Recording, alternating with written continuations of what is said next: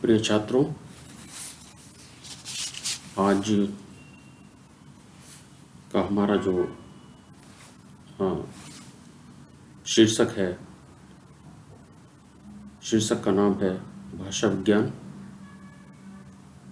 परिभाषा, स्वरूप एवं व्याप्ति। जैसा कि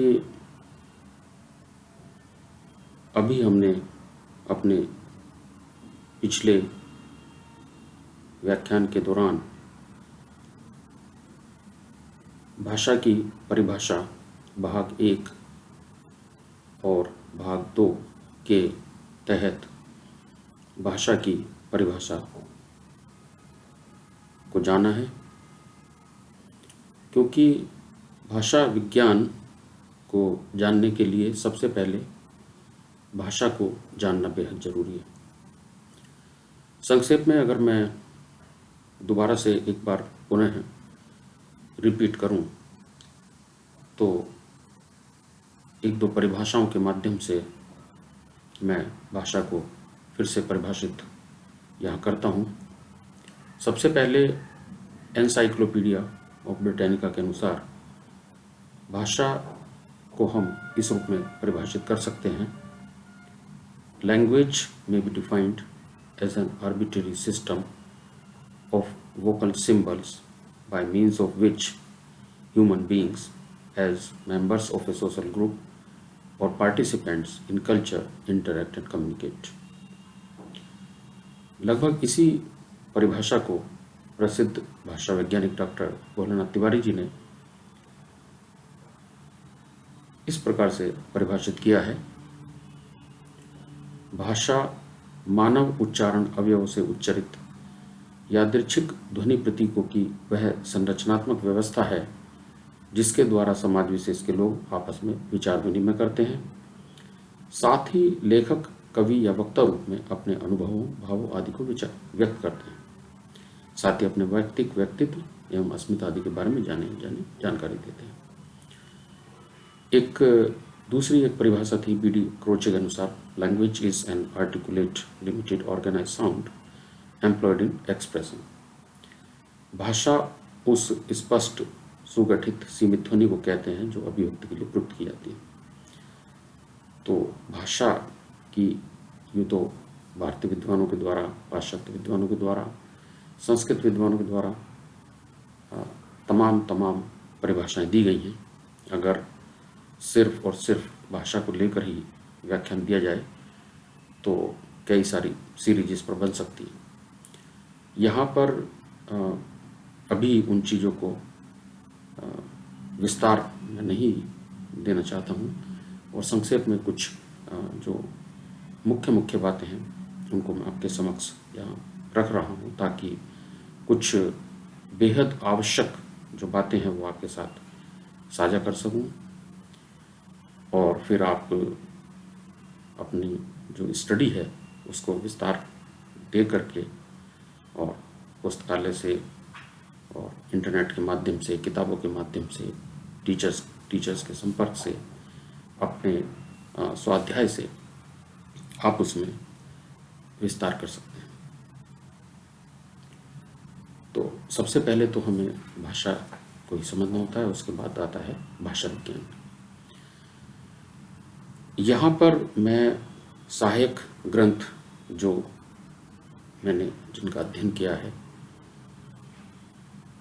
और जिनके आधार पर मैंने अपने नोट्स बनाए हैं, उनके नाम मैं यहाँ सबसे पहले लेना चाहूँगा। आप चाहें तो मार्केट से किताबें परचेज़ कर सकते हैं। इसमें सबसे पहली जो किताब है, दो किताबें बहुत ही महत्वपूर्ण किताबें हैं। पहली किताब है भाषा विज्ञान। किताब का जो टाइटल है वो है भाषा विज्ञान और इसके लेखक हैं प्रसिद्ध भाषा वैज्ञानिक डॉक्टर भोलानाथ तिवारी। एक दूसरी किताब है हिंदी भाषा, बेहद चर्चित किताब है हिंदी भाषा। किताब का नाम है हिंदी भाषा और इसके भी लेखक डॉक्टर भोलानाथ तिवारी जी हैं।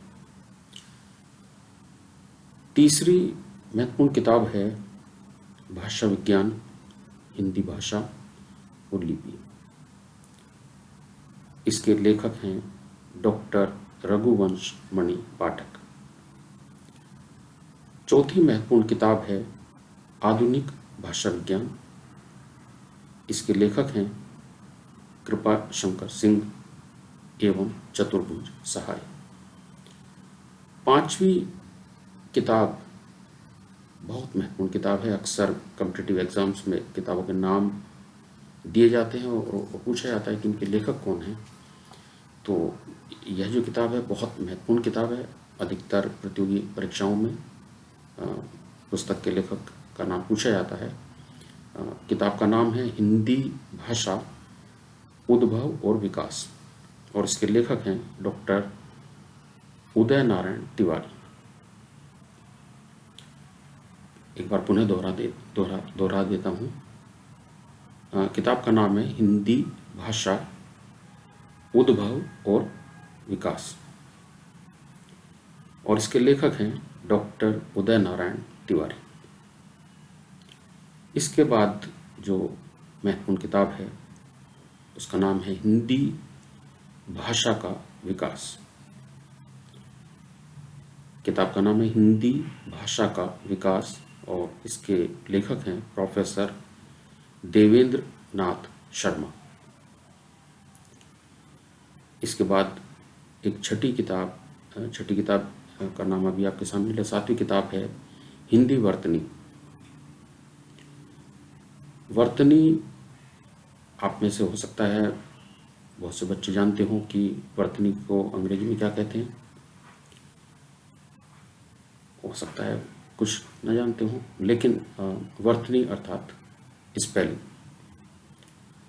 स्पेलिंग जो है इसको हिंदी में हम शब्दाक्षरी या वर्तनी कहते हैं। भाषा को लिखने के लिए सही वर्तनी का, शुद्ध वर्तनी का जानना बहुत जरूरी है। जैसे अगर शैंपेन अंग्रेजी का एक शब्द है शैंपेन, हो सकता है आप में से बहुत से बच्चे इसकी अंग्रेजी जानते हो, स्पेलिंग जानते हो और हो सकता है ना जानते हो। CHAMPAGNE champagne. मुझे नहीं पता कि आप इस तथ्य को जानते हैं अथवा नहीं जानते हैं तो जान लीजिए कि फ्रेंच भाषा में CH का उच्चारण हमेशा शा होता है। अगर कोई शब्द अंग्रेजी में शा का उच्चारण देता है और वह CH से शुरू होता है तो निश्चित मानिए कि वो फ्रेंच भाषा का शब्द है। फ्रेंच भाषा में CH का उच्चारण शा होता है। CHAMPAGNE,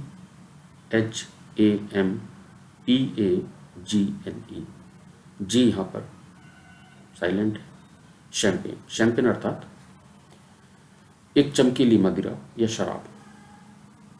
फ्रांस में एक जगह है जिसका नाम है शैंपेन।